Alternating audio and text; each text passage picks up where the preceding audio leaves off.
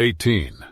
And so he gladly let himself be instructed in the arts of making soap from lard, sewing gloves of chamois, mixing powders from wheat flour and almond bran and pulverized violet roots, rolled scented candles made of charcoal, saltpeter, and sandalwood chips, pressed oriental pastilles of myrrh, benzoin, and powdered amber, kneaded frankincense, shellac, vetiver, and cinnamon into balls of incense, sifted and spatulated poudre impermeable out of crushed rose petals, lavender flowers, cascarilla bark, stirred face paints, whites and vein blues, and molded greasy sticks of carmine for the lips, banqueted on the finest fingernail dusts and minty, tasting tooth powders, mixed liquids for curling periwigs and wart drops for corns, bleaches to remove freckles from the complexion and nightshade extract for the eyes, Spanish fly for the gentlemen and hygienic vinegars for the ladies.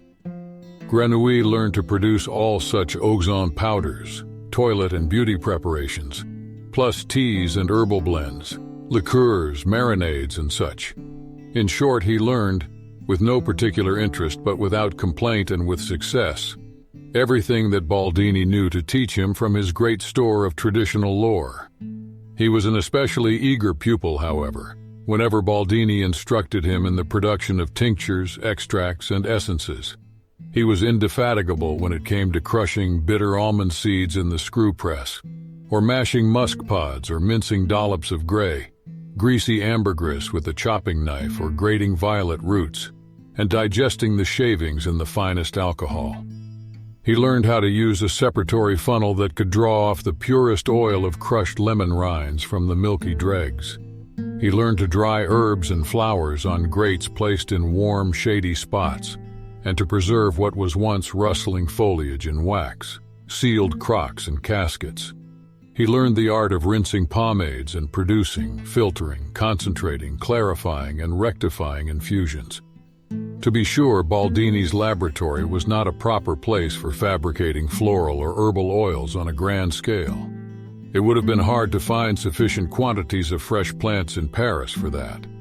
But from time to time, when they could get cheap, fresh rosemary, sage, mint, or anise seeds at the market, or a shipment of valerian roots, caraway seeds, nutmegs, or dried clove blossoms had come in, then the alchemist in Baldini would stir, and he would bring out the large alembic, a copper distilling vessel, atop it a head for condensing liquids, a so-called Moor's Head alembic, he proudly announced, which he had used 40 years before for distilling lavender out on the open southern exposures of Liguria's slopes and on the heights of the Luberon. And while Grenouille chopped up what was to be distilled, Baldini hectically bustled about heating a brick-lined hearth, because speed was the alpha and omega of this procedure, and placed on it a copper kettle, the bottom well covered with water. He threw in the minced plants, quickly closed off the double, walled Moor's Head, and connected 2 hoses to allow water to pass in and out. This clever mechanism for cooling the water, he explained, was something he had added on later, since out in the field, of course, one had simply used bellowed air for cooling. And then he blew on the fire. Slowly the kettle came to a boil, and after a while the distillate started to flow out of the Moor's Head's 3rd tap into a Florentine flask that Baldini had set below it, at first hesitantly, drop by drop, then in a thread-like stream. It looked rather unimpressive to begin with, like some thin, murky soup. Bit by bit, however, especially after the first flask had been replaced with a second and set aside to settle, the brew separated into 2 different liquids. Below, the floral or herbal fluid. Above, a thick floating layer of oil. If one carefully poured off the fluid, which had only the lightest aroma, through the lower spout of the Florentine flask, the pure oil was left behind. The essence, the heavily scented principle of the plant. Grenouille was fascinated by the process. If ever anything in his life had kindled his enthusiasm, granted not a visible enthusiasm but a hidden one, an excitement burning with a cold flame, then it was this procedure for using fire, water, steam, and a cunning apparatus to snatch the scented soul from matter. That scented soul, that ethereal oil, was in fact the best thing about matter, the only reason for his interest in it. The rest of the stupid stuff, The blossoms, leaves, rind, fruit, color, beauty, vitality, and all those other useless qualities were of no concern to him. They were mere husk and ballast to be disposed of.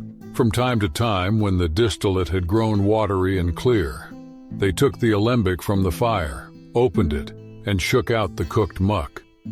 It looked as flabby and pale as soggy straw, like the bleached bones of little birds, like vegetables that had been boiled too long, insipid and stringy, pulpy, hardly still recognizable for what it was, disgustingly cadaverous, and almost totally robbed of its own odor.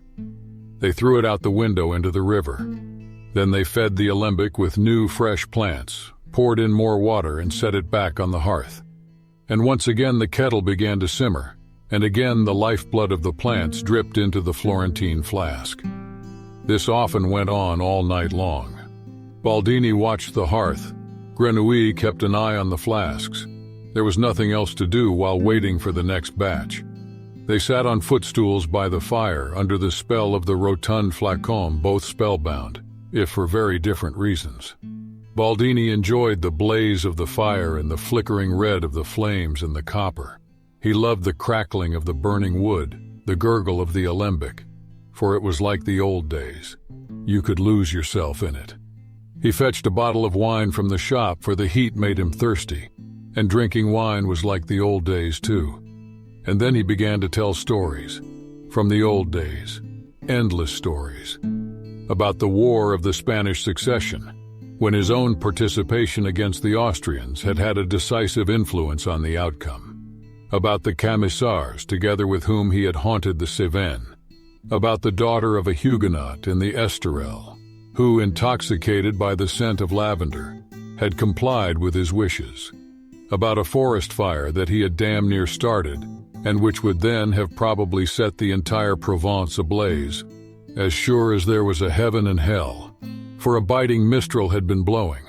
And over he told about distilling out in the open fields, at night by moonlight, accompanied by wine and the screech of cicadas, and about a lavender oil that he had created, one so refined and powerful that you could have weighed it out in silver, about his apprentice years in Genoa, about his journeyman years in the city of Grasse, where there were as many perfumers as shoemakers, some of them so rich they lived like princes, in magnificent houses with shaded gardens and terraces and wainscoted dining rooms, where they feasted with porcelain and golden cutlery and so on. Such were the stories Baldini told while he drank his wine, and his cheeks grew ruddy from the wine and the blazing fire, and from his own enthusiastic story, telling. Grenouille, however, who sat back more in the shadows, did not listen to him at all. He did not care about old tales. He was interested in one thing only, this new process. He stared uninterruptedly at the tube at the top of the alembic out of which the distillate ran in a thin stream. And as he stared at it, he imagined that he himself was such an alembic, simmering away inside just like this one, out of which there likewise gushed a distillate, but a better, a newer and unfamiliar distillate of those exquisite plants that he tended within him, that blossomed there, their bouquet unknown to anyone but himself, and that with their unique scent he could turn the world into a fragrant Garden of Eden, where life would be relatively bearable for him, olfactorily speaking. To be a giant alembic, flooding the whole world with a distillate of his own making, that was the daydream to which Grenouille gave himself up. But while Baldini, inflamed by the wine, continued to tell ever more extravagant tales of the old days, and got more and more tangled up in his uninhibited enthusiasms, Grenouille soon abandoned his bizarre fantasy. For the moment he banished from his thoughts the notion of a giant alembic, and instead he pondered how he might make use of his newly gained knowledge for more immediate goals.